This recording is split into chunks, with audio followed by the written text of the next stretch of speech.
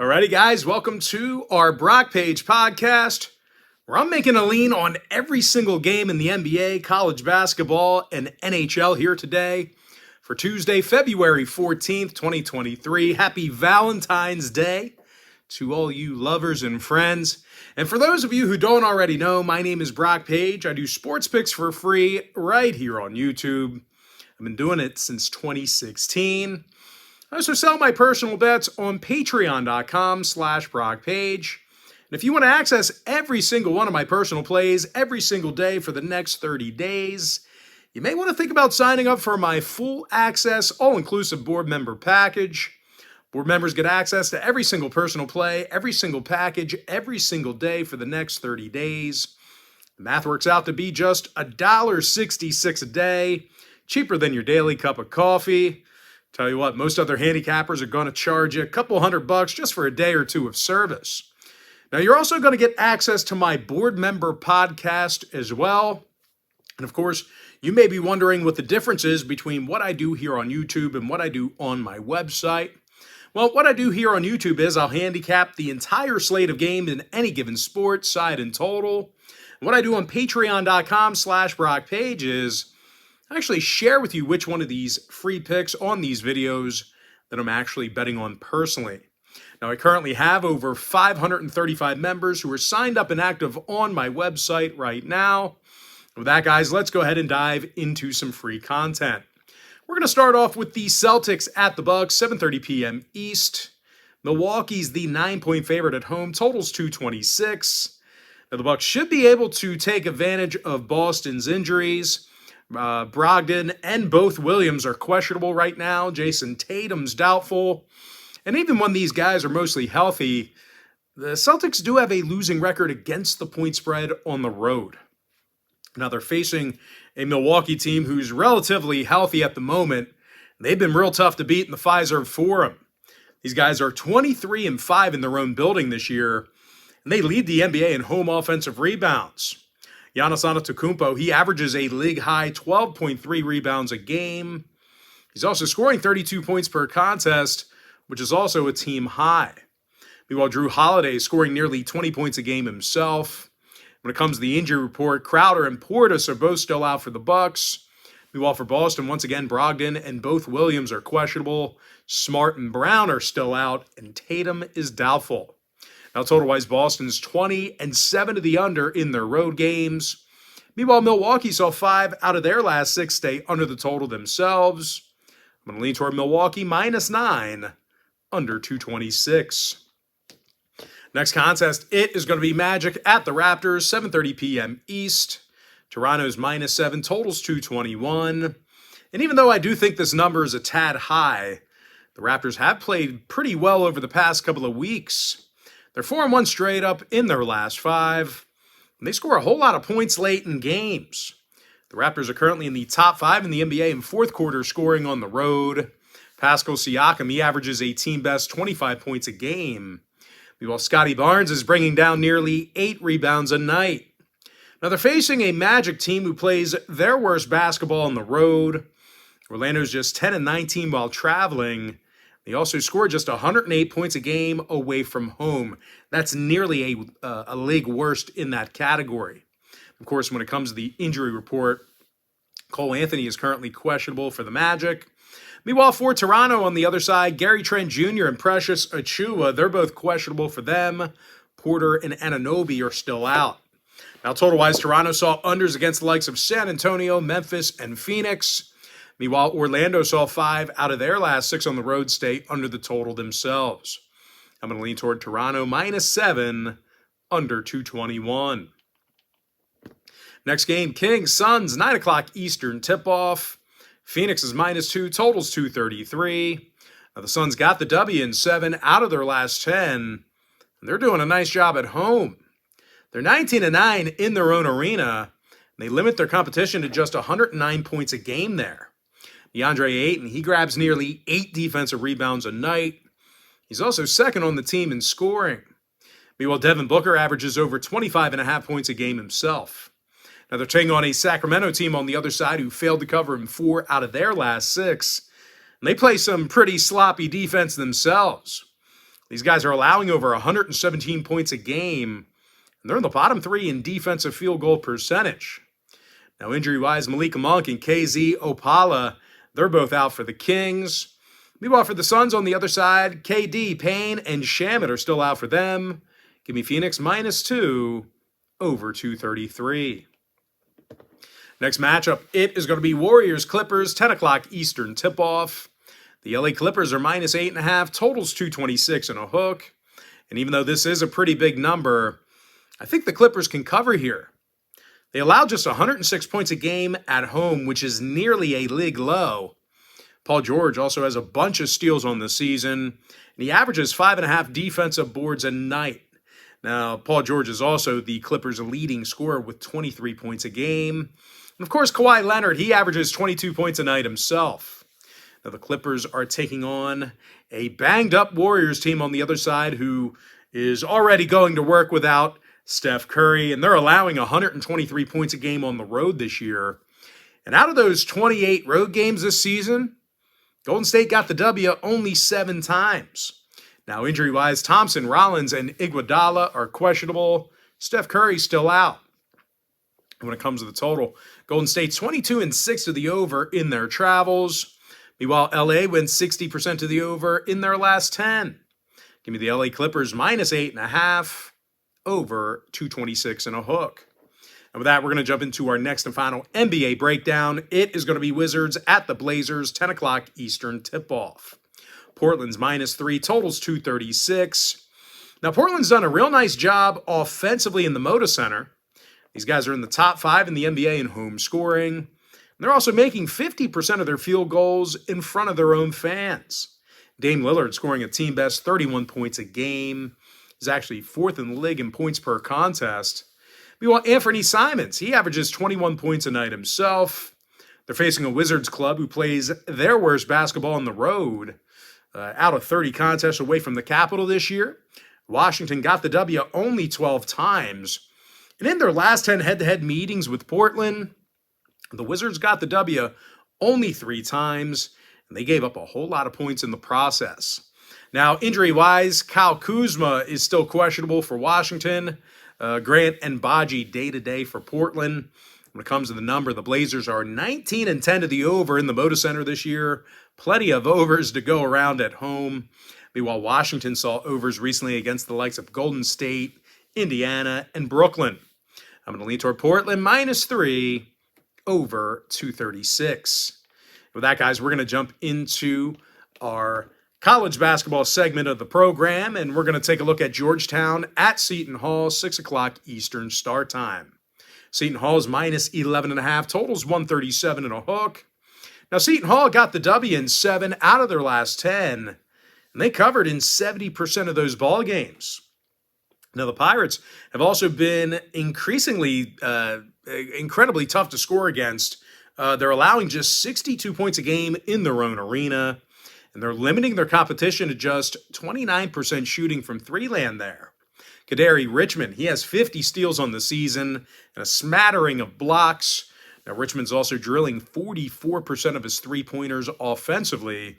Meanwhile, Alamir Dawes, he scores over a dozen points a game himself. And he also drills 40% of his three balls.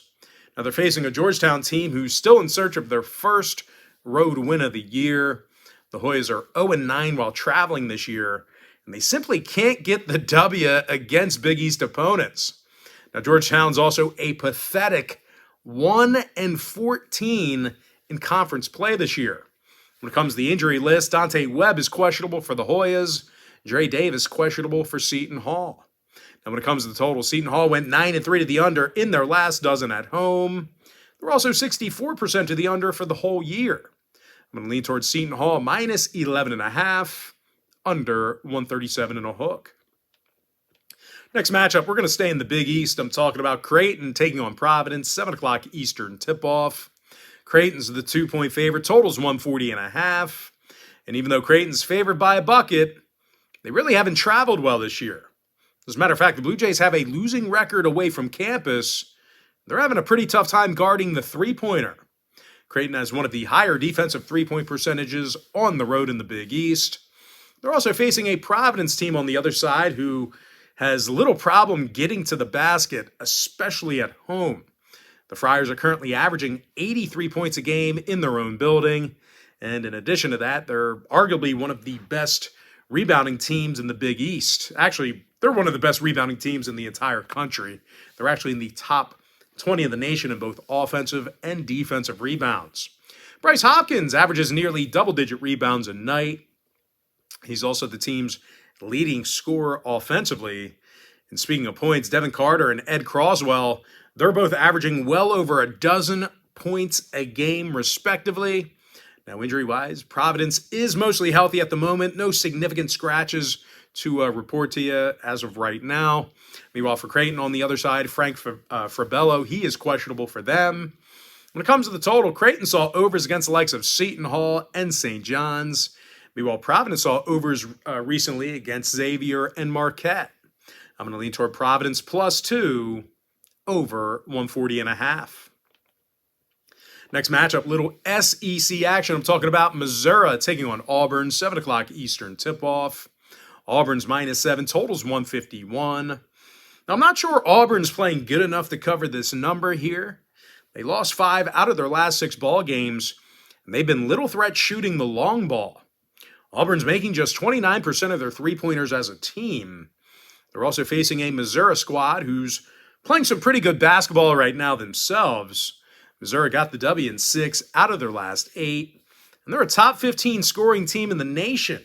And of course, they're currently led by Kobe Brown, who's scoring 16.5 points per contest. He's also drilling 46% of his shots from three-land.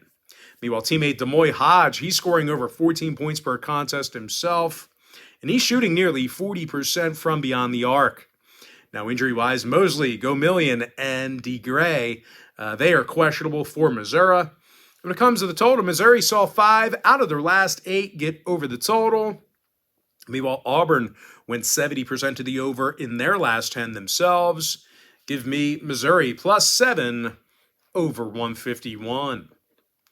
Next contest, little Big Ten action. I'm talking about Illinois taking on Penn State, 7 o'clock East. Illinois is the 4-point favorite on the road, totals 140.5. And even though Illinois is favored by a couple of buckets here, they have been little threat shooting it from long range this year. And out of their last 10 head-to-head meetings with Penn State, the Illini actually had their hands full. They lost 6 out of those 10 contests against the Nittany Lions. They were held to just 67 points a game in those meetings. Now they're facing a Penn State squad on the other side of things who's been real good in the Bryce Jordan Center this year. Penn State's currently 11-2 in Happy Valley, and they're also a top 23-point shooting team in the nation. Seth Lundy, he's drilling over 45% of his shots from downtown. Now, Lundy's also scoring 14 points a night. Meanwhile, teammate Andrew Funk, he's knocking down 41% of his shots from beyond the arc as well. Now, when it comes to the total, 7 out of Penn State's last 10 meetings with Illinois fell under the number. So once again, if you're into historical trends, certainly want to think about that one there. Plenty of unders to go around. Meanwhile, Illinois saw 5 out of their last 6 stay under the total themselves.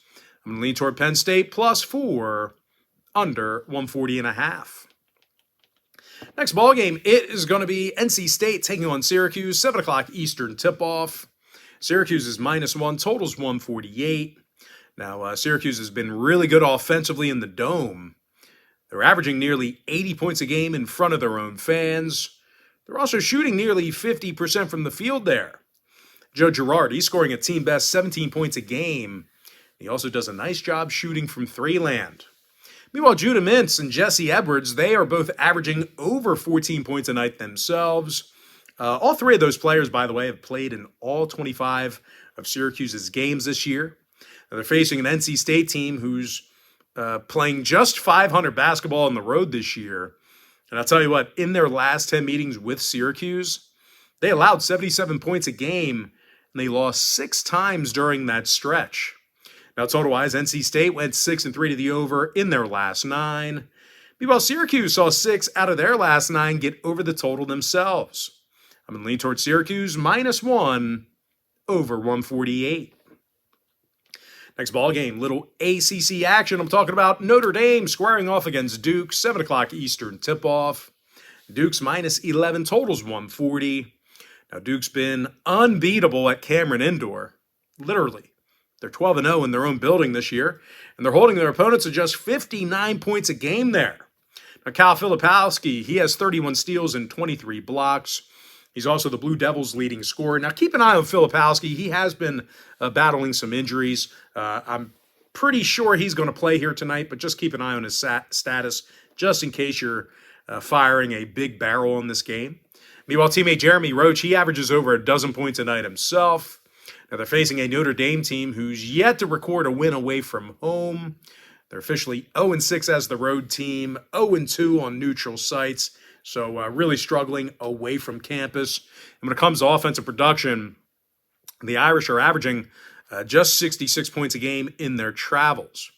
Now, total-wise, Notre Dame saw 3 out of their last 4 stay under the number.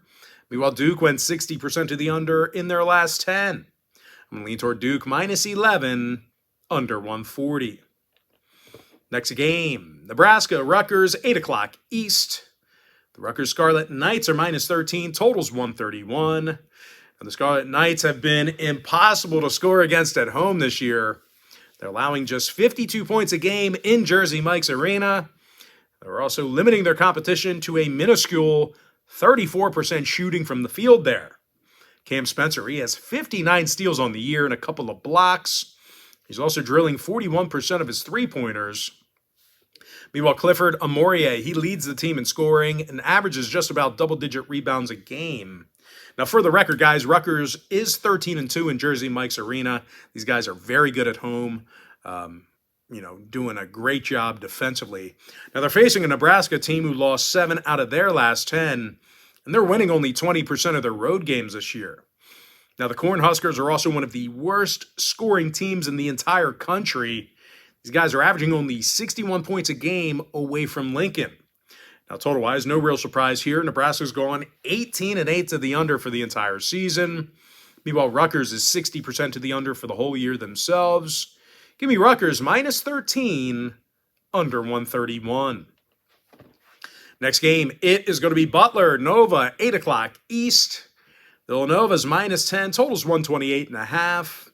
But I don't think Villanova's playing good enough basketball to cover double digits in a conference game. They're currently one of the worst offensive rebounding teams in the Big East right now. And when it comes to defensive play, the Wildcats have one of the higher defensive field goal percentages at home in the Big East. Now, they're facing a Butler team on the other side who covered in their last 3 straight. Covers against the likes of Xavier, St. John's, and Marquette. Butler also does a nice job on the defensive end of the court.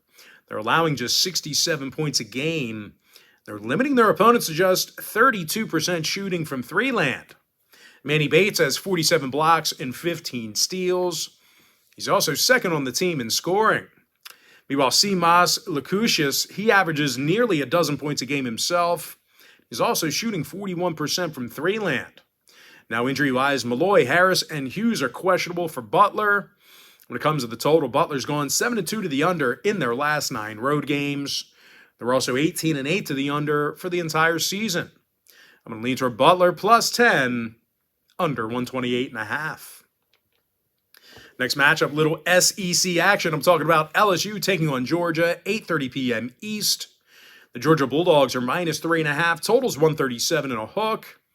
Now, Georgia's been really tough to beat in Athens this year. They're 12-2 in front of their home crowd, and they're limiting their competition to just 39% shooting from the field there. Terry Roberts, he has 36 steals and a handful of blocks. The guard is also leading the team in scoring.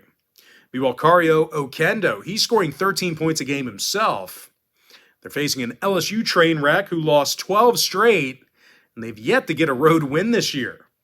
And speaking of road games, the Tigers are averaging just 61 points a game away from Baton Rouge. These guys are arguably the worst offensive rebounding team in the SEC right now. When it comes to the injury report, Trey Hannibal, he is questionable for the Tigers. Now, when it comes to the total, UGA saw unders against the likes of Texas A&M, Tennessee, and Mississippi State. Meanwhile, LSU's gone 64% to the under for the entire year. I'm going to lean toward Georgia, minus 3.5, under 137 and a hook. Next matchup should be a good one. I'm talking about Kansas at Oklahoma State, 9 o'clock Eastern tip-off. Kansas is -2, totals 140. But despite being favored by a bucket on the road here, the Jayhawks did lose 4 out of their last 5 ball games. Losses to the likes of Iowa State, Baylor, and TCU. They also have a couple of guys who are banged up right now. Martin, Pettiford, and Cuff. They're all questionable to suit up here tonight. And even though there really isn't a whole lot to nitpick about when it comes to Kansas, just keep in mind they are allowing over 70 points a game on the road, and they actually have had some issues with defensive rebounding. So these guys aren't invincible. There could potentially be some problems for them here tonight. They are facing an Oklahoma State team who's very difficult to score against. These guys allow just 59 points a game in the Gallagher-Iba Arena, and they're one of the best in the entire country in guarding the field goal. These guys are in the top 10 in the nation right now in defensive field goal percentage. Now, Musa Sissi, he has 46 blocks on the season, and he averages over 8 rebounds a game. Meanwhile, teammate Bryce Thompson, he's scoring nearly a dozen points a game himself. He's also shooting almost 40% from three-land. Now, total-wise, Oklahoma State, they saw 9 out of their last 13 at home stay under the number. They were also 60% to the under for the entire season. Meanwhile, Kansas saw unders against the likes of Oklahoma, Iowa State, and Baylor. I'm going to lean toward Oklahoma State +2, under 140. Next contest, it is going to be Kansas State taking on Oklahoma, 9 o'clock Eastern start time. K-State's -1.5 on the road, totals 142 and a hook. And even though K-State really hasn't been great recently, the Oklahoma Sooners have been much worse. OU's on a 4-game skid, and they also took the loss in 8 out of their last 10. When it comes to offensive production, the Sooners are averaging only 68 points a game, and they're one of the worst offensive rebounding teams in the Big 12. Now, they're facing a K-State team who's one of the best scoring teams in the nation. Kansas State averages over 80 points a game on the road, and they also shoot 85% from the stripe in their travels. That's actually best in the nation. This is the best free throw shooting team on the road in the country. Now, Marquise Noel, he has 58 total steals on the season, and he's 3rd in the country in assists per game. Meanwhile, Keontae Johnson, he averages over 17.5 points a game. He's also drilling 41% of his long balls. Now, total-wise, the Wildcats are 75% to the over on the road this year. Meanwhile, Oklahoma saw overs in 4 out of their last 5. Give me Kansas State -1.5, over 142 and a hook. Next game, Michigan, Wisconsin, 9 o'clock Eastern start time. Wisconsin's -2, totals 130. The Badgers are insanely tough to score against in the Kohl Center. They allow only 59 points a game in Madison. They're limiting their competition to just 29% shooting from three-land there. Chucky Hepburn, he has 41 steals on the year defensively. He's also drilling nearly 46% of his three-pointers, and he leads the team in scoring. Meanwhile, Connor Asigian, he averages double-digit points a game himself. He's also drilling 43% of his long balls. Now, they're facing a Michigan team who has a losing record on the road. They've also had a tough time grabbing defensive boards this year. Now, injury-wise, Isaiah Barnes, he is currently questionable for the Wolverines. Michigan also saw unders recently against the likes of Indiana, Northwestern, and Minnesota. Now, they also saw 7 out of their last 10 meetings with Wisconsin stay under the line. So once again, if you're into historical trends, certainly want to think about that one there. Give me Wisconsin -2, under 130. Next game, Boston College at Pitt, 9 o'clock Eastern tip-off. The Pitt Panthers are -9, totals 138. Now, the red-hot Panthers, they won their last 5 straight. They covered the point spread in 7 out of their last 9. Jamaris Burton, he scores 16 points a night. He's also making 50% of his field goal attempts. Meanwhile, Greg Elliott, he averages double-digit points a game himself. And he's also knocking down 42% of his three-pointers. Now, when it comes to defensive play, Pitt has one of the lower defensive field goal percentages in the ACC.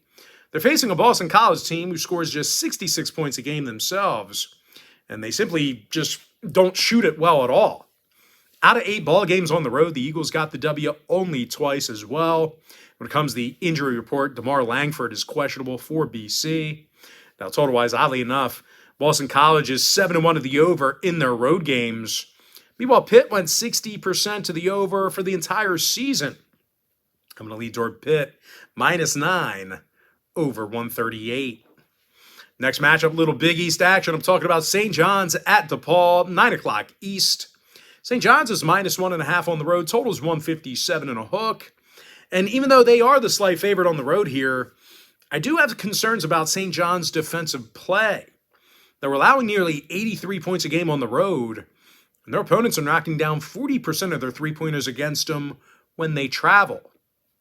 Matter of fact, the Red Storm have one of the highest defensive field goal percentages on the road in the nation. Now, they're facing a DePaul team who's knocking down 40% of their three-pointers at home. Umoja Gibson, he's making 40% of his long balls. He's also averaging a team-best 16 points a game. Now, Javon Johnson, he's making 40% of his shots from long range as well.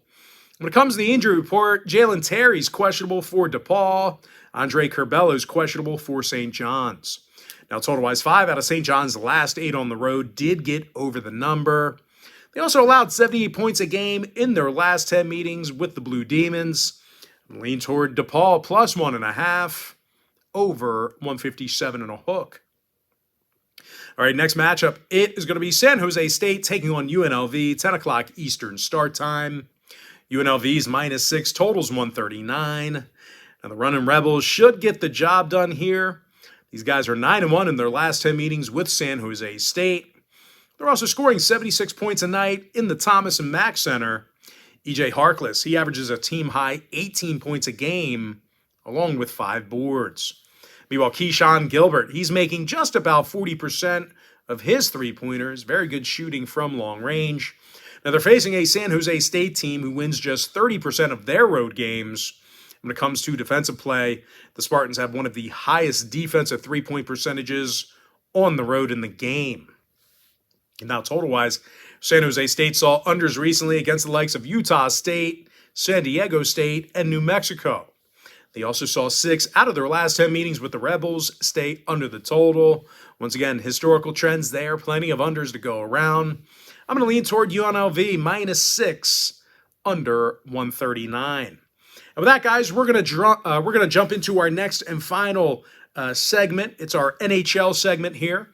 We're going to take a look at the Canes at the Cap, 7 o'clock East. The Carolina Hurricanes are -165 on the road, totals 5.5.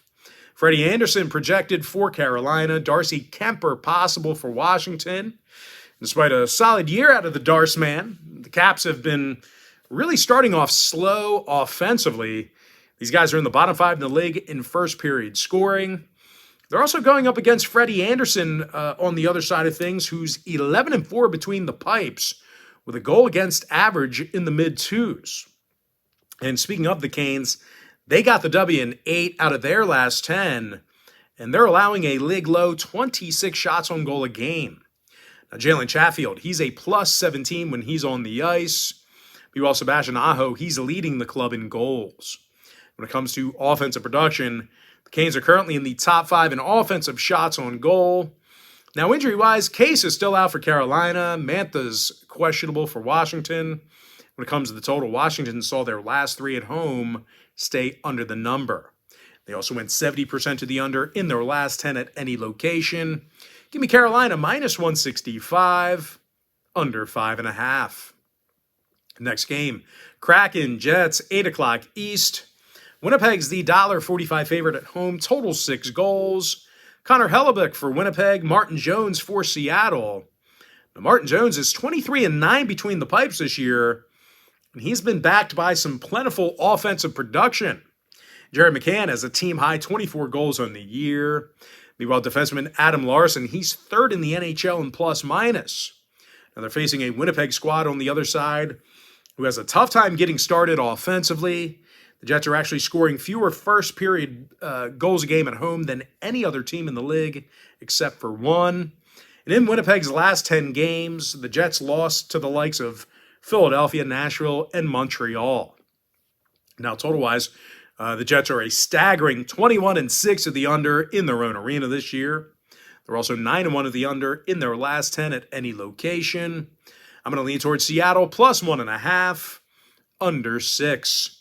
And with that, guys, we're going to jump into our next and final breakdown for the video. It is going to be Bruins at the Stars, 8:30 p.m. East.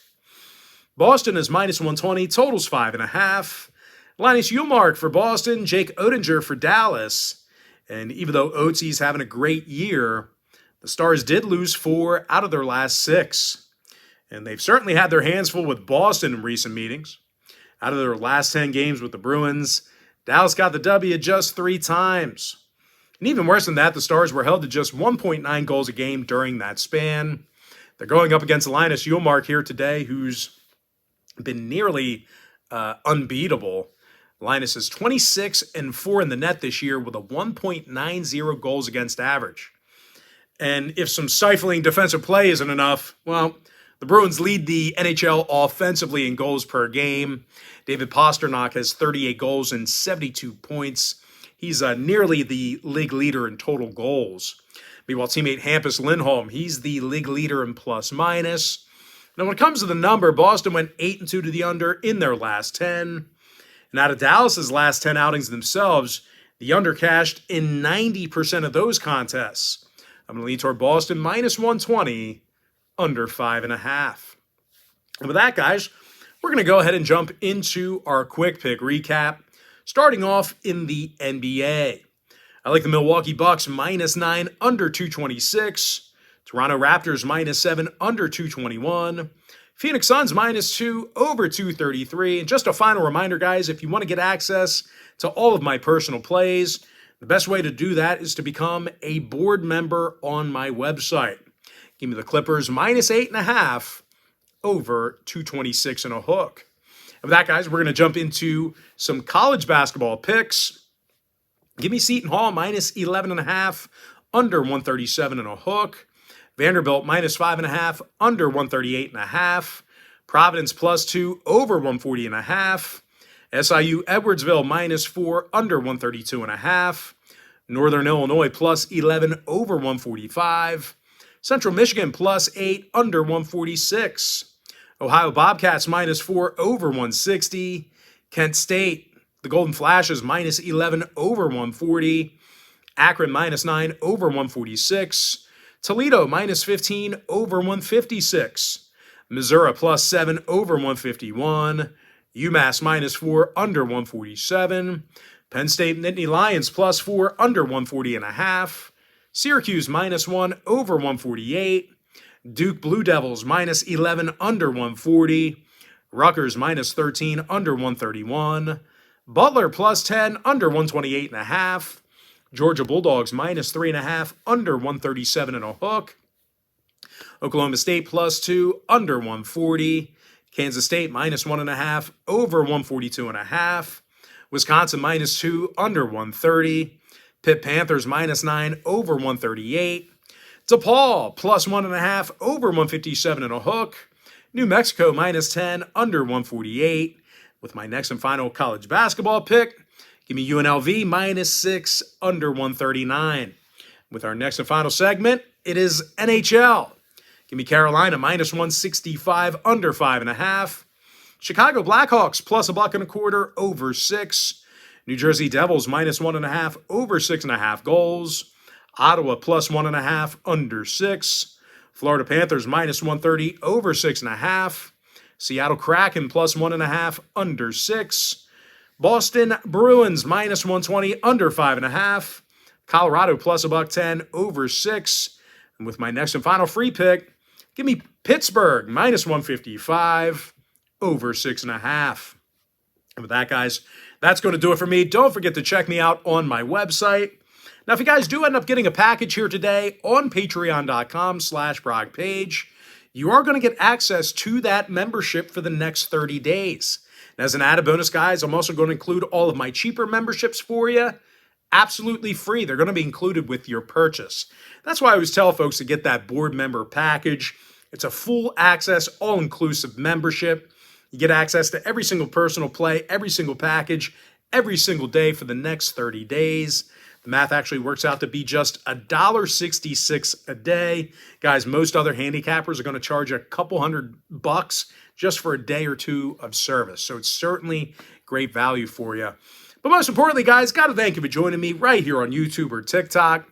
Really hope you enjoyed all this great free content, all this great free information. And with that said, guys, happy Tuesday to you. Best of luck to you. And I look forward to seeing you later on today on my website at patreon.com/BrockPage.